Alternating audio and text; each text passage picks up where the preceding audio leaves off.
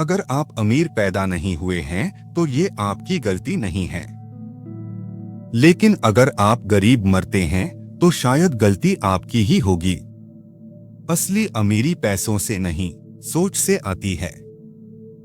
और इसी सोच को बदलने के लिए रॉबर्ट कियोसाकी ने लिखी है रिच डैड पुअर डैड, एक ऐसी किताब जिसने लाखों लोगों को फाइनेंशियल आजादी की राह दिखाई। इस किताब में लेखक रॉबर्ट कियोसाकी ने अपनी जिंदगी के 2 रोल मॉडल्स की सोच को साझा किया।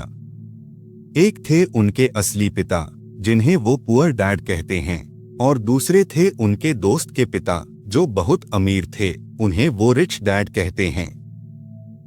इन दोनों की सोच में जमीन आसमान का फर्क था, और यही फर्क इस किताब की ताकत है।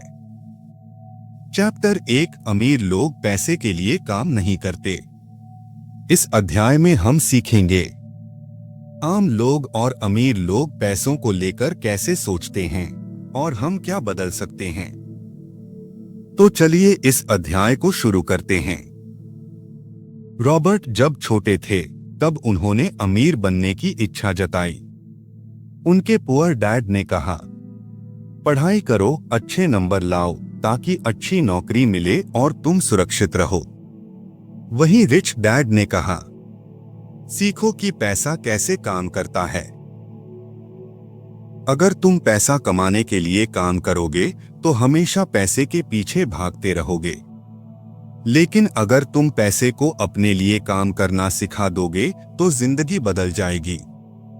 इस अध्याय से हमने ये सीखा, नौकरी सिर्फ पैसे के लिए नहीं, सीखने और सिस्टम समझने के लिए करो। पैसा तुम्हारा सेवक बनना चाहिए, मालिक नहीं। अब सोचिए, अगर पैसा हमारे लिए काम कर सकता है तो हमें पता होना चाहिए असली संपत्ति क्या होती है। अगले चैप्टर में जानिए एसेट और लायबिलिटी का फर्क। चैप्टर 2, वित्तीय शिक्षा ही असली संपत्ति है। इस अध्याय में हम सीखेंगे एसेट और लायबिलिटी क्या होते हैं और क्यों अमीर लोग हमेशा एसेट पर ध्यान देते हैं। तो चलिए इस अध्याय को शुरू करते हैं। रिच डैड ने सिखाया, अमीर लोग अपनी आमदनी से एसेट खरीदते हैं, जैसे रियल एस्टेट, स्टॉक्स, बिजनेस। वहीं पुअर डैड की तरह बहुत से लोग अपनी कमाई का बड़ा हिस्सा खर्चों और ईएमआई में उड़ा देते हैं, जो लायबिलिटी होती हैं। एसेट वो है जो आपके पॉकेट में पैसा डालता है, लायबिलिटी वो है जो आपके पॉकेट से पैसा निकालता है। इस अध्याय से हमने ये सीखा, अगर आप अमीर बनना चाहते हैं तो पहले एसेट बनाइए जो आपके लिए दिन रात कमाते रहें। अब सोचिए, अगर एसेट हमें अमीर बना सकते हैं तो क्या सिर्फ नौकरी पर निर्भर रहना ठीक है। अगले चैप्टर में जानिए क्यों बिजनेस माइंडसेट जरूरी है। चैप्टर 3, अपने बिजनेस पर ध्यान दो, नौकरी पर नहीं।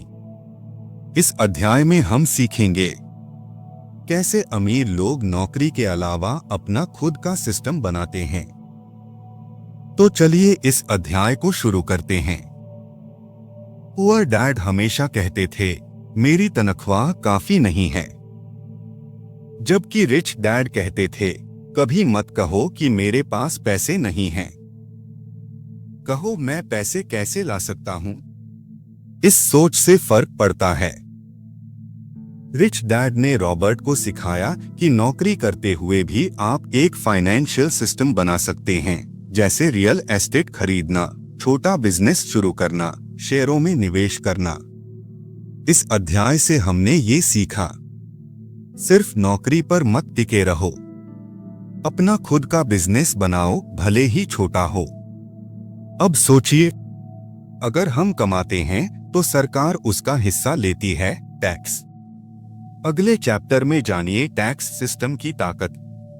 चैप्टर 4, टैक्स और कंपनी की ताकत को समझो। इस अध्याय में हम सीखेंगे कैसे अमीर लोग कंपनी बनाकर टैक्स से खुद को बचाते हैं। तो चलिए इस अध्याय को शुरू करते हैं।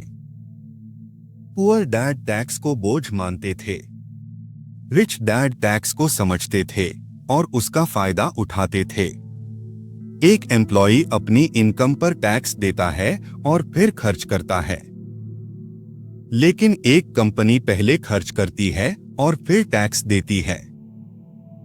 यही फर्क है सिस्टम का समझदार उपयोग। इस अध्याय से हमने ये सीखा, कंपनी की ताकत को जानो, टैक्स को समझो, ये अमीर बनने की चाबी है।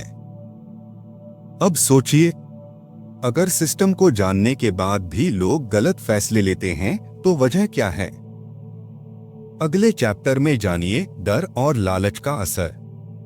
चैप्टर 5, डर और लालच को कंट्रोल करो। इस अध्याय में हम सीखेंगे कैसे भावनाएं हमें फाइनेंशियल रूप से कमजोर बना सकती हैं। तो चलिए इस अध्याय को शुरू करते हैं।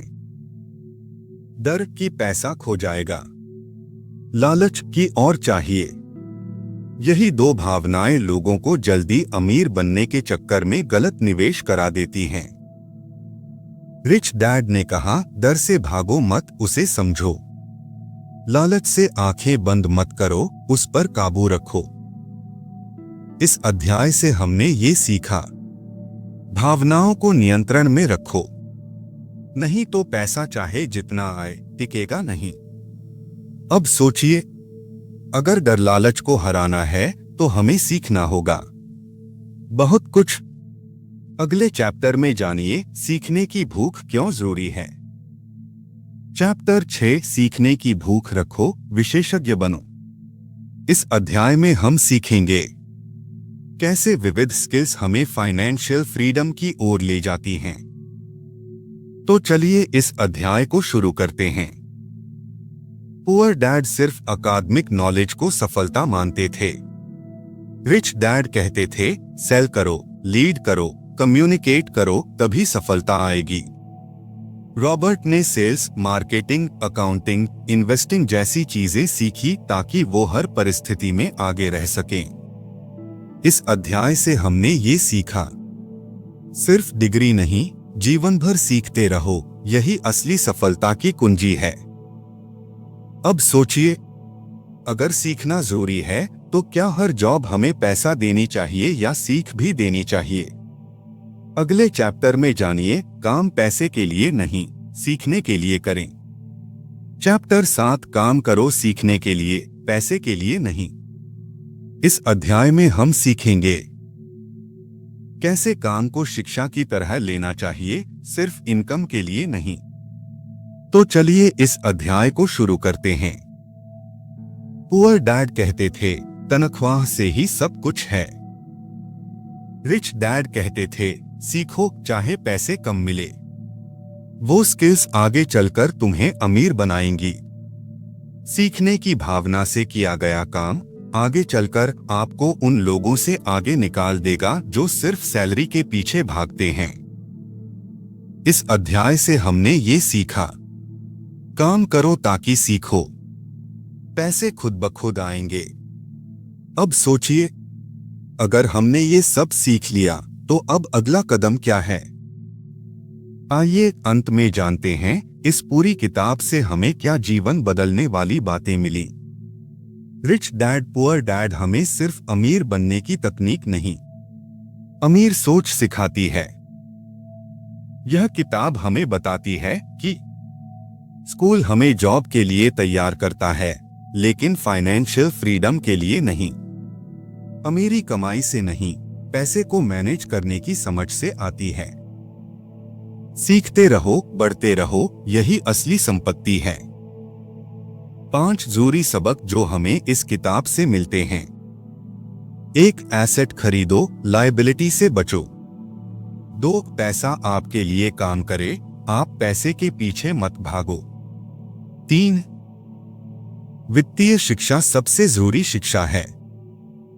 4, डर और लालच को समझो, उन पर काबू रखो। 5, सीखना कभी बंद मत करो। आपके लिए एक सवाल, क्या आप भी अब सिर्फ नौकरी नहीं, फाइनेंशियल फ्रीडम की सोच के लिए तैयार हैं? कमेंट करके जरूर बताएं।